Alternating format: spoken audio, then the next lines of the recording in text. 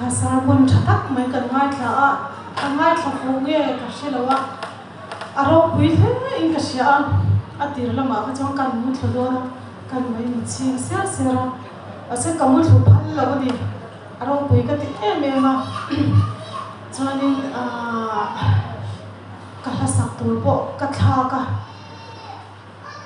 danglam tur ka ti ka thin nu a hian ron oma